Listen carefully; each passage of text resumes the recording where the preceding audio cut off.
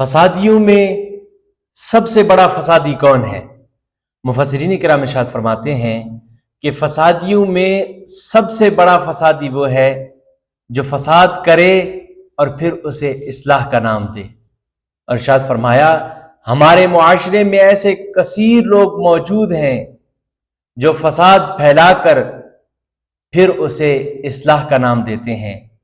برے کاموں کو اچھے ناموں سے تعبیر کرتے ہیں، جیسے کہ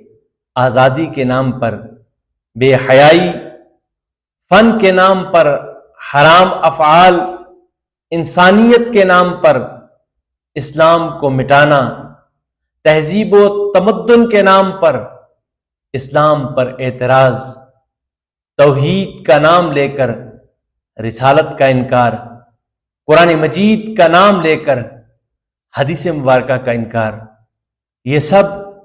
فساد کی صورتیں ہیں۔ اور سب سے بڑا فسادی وہ ہے